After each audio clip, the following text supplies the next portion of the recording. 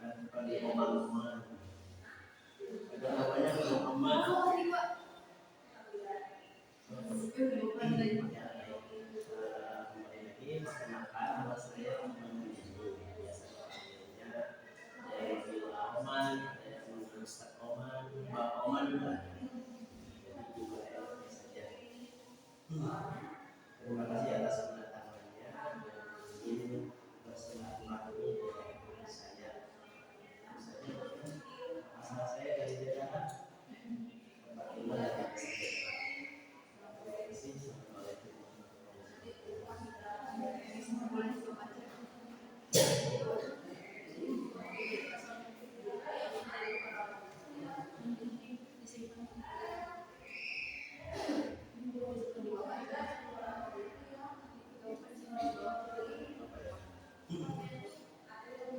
Kalau mau bingung, kalau ingin jawab,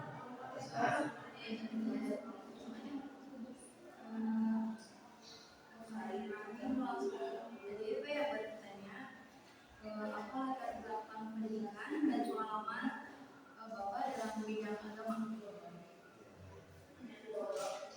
pertama saya latar belakang sekolah mungkin ya. Sekolah biasa saya di SD, kemudian melanjutkan ke MTS, kemudian setelah MTS saya melanjutkan ke SPM, sekolah apa? Sekolah SPM apa saya? Dulu SPM, sekolah teknik menengah jurusan otomotif. Kemudian setelah itu saya mencoba untuk mengamalkan ilmu kaitan dengan teknik. Selama 2 tahun di Jakarta. Kemudian setelah itu saya kembali ke pengalaman. Dan di sini mulai saya ada yang menyarankan yaitu guru saya. Guru saya itu di sini di Jakarta. Tempat saya sekarang bekerja MTS dulu dari kecil mungkin dari SD saya sudah belajar ngaji di sini. Jadi kalau saya 2 tahun dari perantauan ke sini di Sarawak sampai saya beliau adalah Bapak Kiai Haji Yusuf MPDI. Itu bapak saya, kemudian guru saya disarankan saya untuk kuliah ke jurusan agama itu jadi tulisan sekarang ya dulu masih SPAI ya Cibubur sekarang tulisan itu awal mula yang melatih saya yaitu terjun di bidang keagamaan lebih spesifiknya gitu ya jurusan PAI sambil kuliah sambil ngajar di sini 2010 ya waktu itu saya ingat 2010 itu sudah mulai ngajar kalau ya pas kedua saya dipercaya untuk masuk kelas ngajar MTS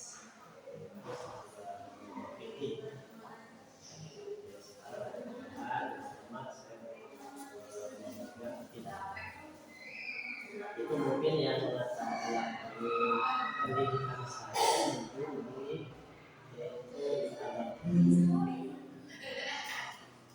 Buat selanjutnya, jadi apa yang menjadi konsen Bapak buat kalian dalam membina motivasi saya adalah mayoritas atau bebas tentunya ya sebaik-baik manusia itu adalah orang yang memberikan manfaat dan orang lain di antaranya adalah dengan terjun di bidang keagamaan dengan mengamalkan ilmu agama, entah itu pada anak-anak kecil gitu ya, tingkat SD, SMP atau SMA, contohnya mengajarkan ngaji misalnya. Nah itu yang menjadikan motivasi saya sebenarnya. Dulu waktu saya kerja di PT itu saya itu punya entah kenapa ya ada ketertarikan kayaknya seru gitu kalau misalnya saya belajar ngaji kepada anak-anak yang belum bisa ngaji. Ketika anak-anak bisa ngaji dengan sembal saya gitu ya, itu saya terinspirasi kalau sudah saya meninggal kemudian anak yang diajarkan ngaji dengan saya itu saya kembali pahalanya. Itu mungkin yang memotivasi saya untuk agama apa gitu ya.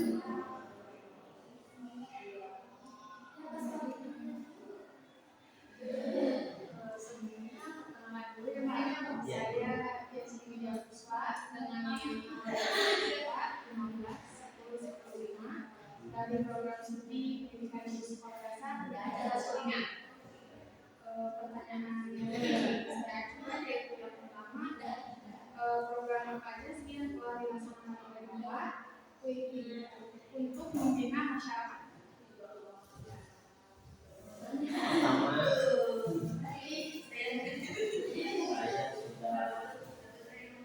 aktif di masyarakat seperti pengajian umum di sekolah, kemudian juga punya peserta didik, PPA, MD yang berasa dunia. Jadi saya selain mengajar di sekolah di sini, selesai atau pulang ke sini mengajar lagi di madrasah dunia. Jadi ini juga berusaha masyarakat mengamalkan yang tadi yaitu ilmu apa ya, ilmu baca Quran mungkin ya. Karena saya bisanya itu di Al-Quran, jadi saya cenderung Al-Quran, jadi belajar baca tulis Al-Quran. Kemudian ada juga ibu-ibunya, dan ini yang harus dibiasakan mungkin oleh masyarakat bahwasanya yang belajar Al-Quran itu tidak hanya anak kecil, tapi bahkan ibu-ibu yang sudah omong ya, itu bisa alhamdulillah di Jakarta itu ada khusus pengajian mama, ya ibu mama gitu ya, itu antusias sekali belajar dari nol, dari mulai alif bata belajar makhrajnya. Alhamdulillah sudah berjalan sekian tahun, terlihat ada perubahan dari mulai nantinya tidak bisa baca Quran, sedikit-sedikit bisa baca Quran, dan yang tadinya makhrajnya kurang tepat ya, dengan belajar alhamdulillah itu makhrajnya sudah mulai masuk ke tempatnya gitu. Dan itu mungkin yang saya lakukan di masyarakat, dan juga untuk insya Allah bapak-bapaknya biasanya bapak-bapak itu apa ya, dari yang jarang apa. Jadi target yang utama dari Bapak itu anak-anak sama ibu-ibu. Selanjutnya, apakah ada tantangan yang Bapak hadapi dalam menjalani tugas yang dijalankan? Pastinya ada, pastinya ada. Contoh kecilnya seperti belajar, mereka itu anak-anak yang susah diajak konsen, ya sering ribut sama sering ya, tidak konsen. Kadang lagi ngajar anak-anak semangat gitu ya, entah itu penglihatannya, gerak-geriknya, kadang yang lari-lari, mungkin nanti kalau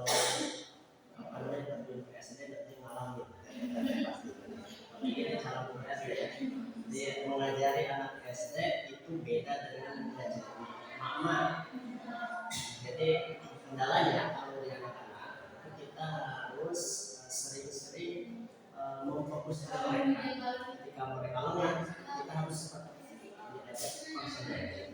Jadi harus lebih sabar. Kalau mama, ibu-ibu itu konsennya sudah, karena mereka ada keinginan bisa ya.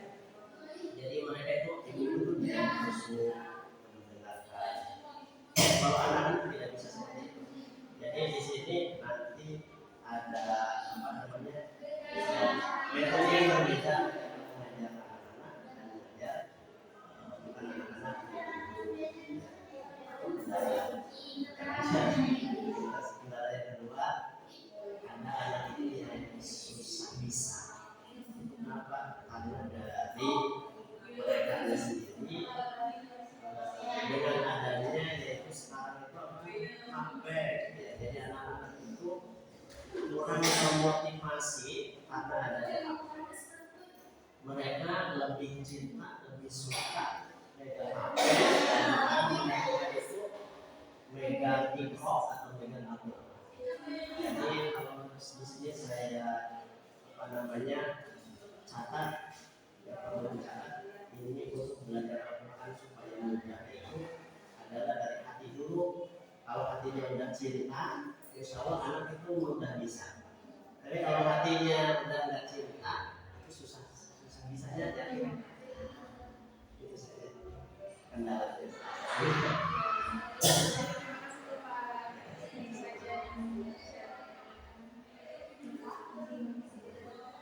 Bagaimana Bapak mengusahakan dan program-program yang dapat diterima dari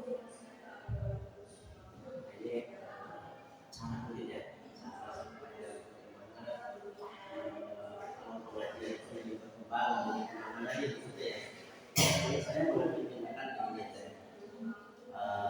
kita harus lebih terus mencari apa ya, mencari metode, mencari cara bagaimana supaya mustami atau misalnya peserta didik yaitu anak-anak atau ibu-ibu belajar dengan kita itu senang, ceria, antusias. Kalau kita belajar senang, murid-murid senang, insya Allah akan apa semangat. Tapi kalau mereka sudah tidak senang, tidak enjoy, apalagi apa namanya sudah melihat guru yang tidak semangat, saya yakin peserta didiknya udah semangat juga belajar. Yang perlu saya tambahkan adalah skill atau terus mengembangkan kemampuan saya untuk terus belajar. Ini lebih penting bagi saya ini.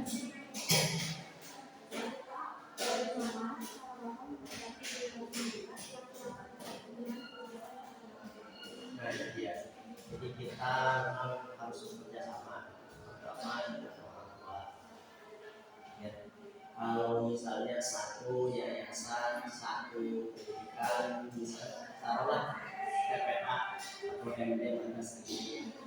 Tidak bisa kita hanya mengandalkan murid tanpa kita memberikan motivasi. Kenapa?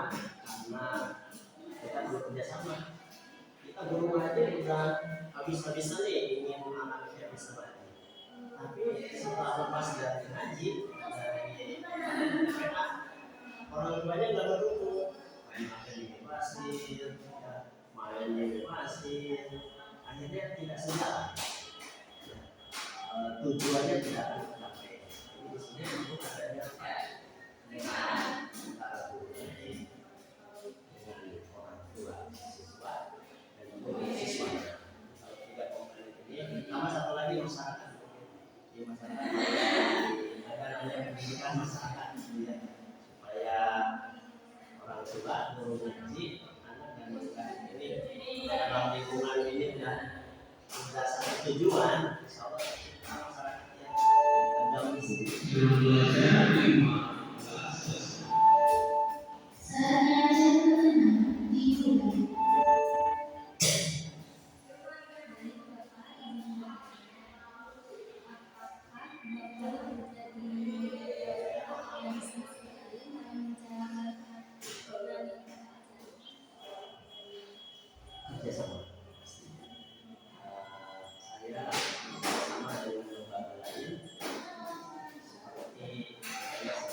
sini di bawah saya ada buku terbitan dari pondok yang saya gunakan di masyarakat. Kebetulan ini punya apa namanya panduan panduan apa kegiatan sehari-hari. Jadi kita bersama dengan guru ini untuk diterapkan di masyarakat.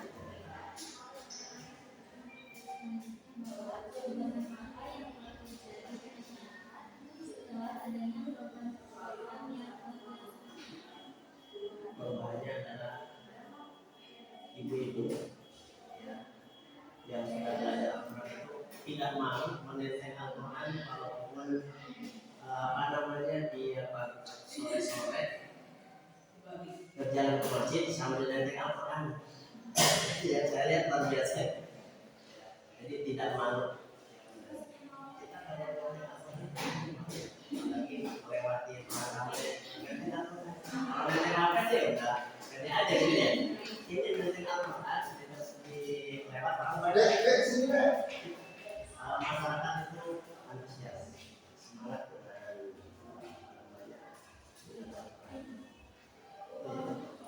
banyak sih perubahan salah satunya.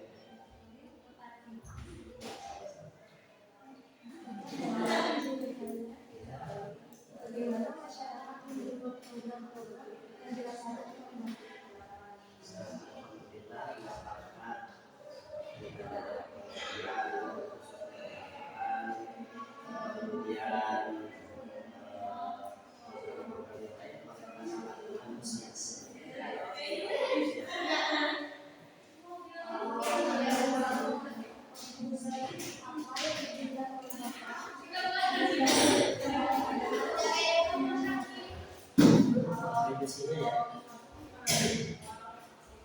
kontribusinya kami bersama dengan para donatur ketika ada masyarakat yang perlu misalnya tidak punya Al-Quran, kemudian kayak Al-Quran, kami terus para donatur dan mereka membutuhkan wakaf kemudian kami berikan kepada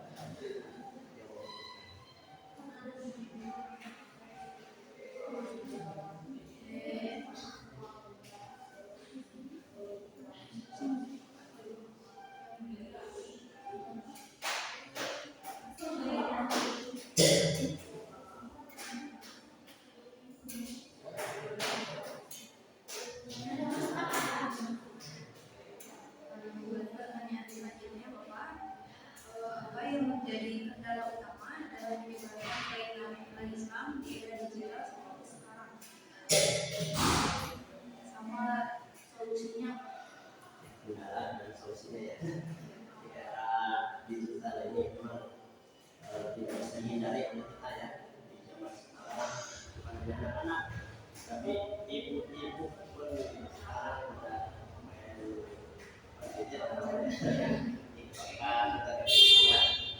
Itu tantangan bagi kami para tokoh agama, bagaimana mengimbangi mereka, bagaimana caranya mengimbangi, minimal mengimbangi.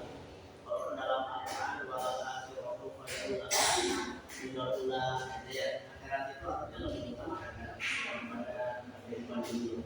Wal akhiratu khairun wa abqa, misalnya akhirat itu lebih mahal daripada dunia ini. Artinya memang kita itu harus menunjukkan akhirat daripada dunia. Bagaimana di era sekarang minimal kita bisa mengimbangi antara dunia dan akhirat cukup bagus. Dalam artian ibadah berapa jam, berapa jam ibadah. Kita kan sholat itu berapa kali 1 jam, nggak mungkin kita sholat selama 1 jam, paling 5 menit itu sholat 5 menit. Kalau pegang HP 5 menit itu cuma pegang aja, terasa apa? 1 jam itu terasa 5 menit, betul kan?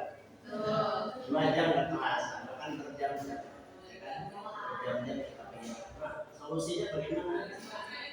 Solusinya adalah kita mengarahkan mereka gadget bukan tidak bermanfaat, tapi di sisi lain ada manfaat. Contoh, ibu yang suka belajar arahkan, lihat tontonannya, alihkan tontonannya di baca Al-Quran yang baik. Kamu belajar di YouTube banyak tutorial cara membaca Al-Quran. Jadi alihkan ke tontonan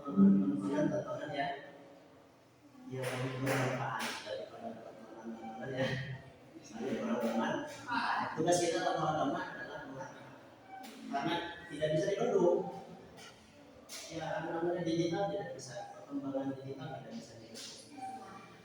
Kita bendung, gerakan air kita bendung, lama-lama air itu akan bagaimana? Akan numpuk gitu kan ya, akan numpuk dan akhirnya keluar.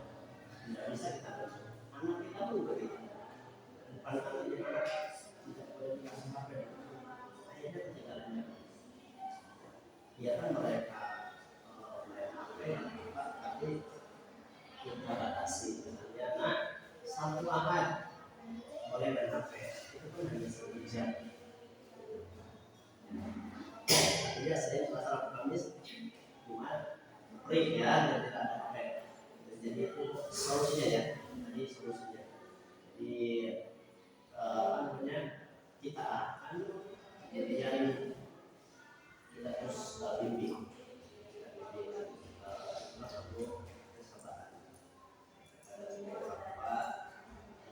Anak ada ya, nangis nangis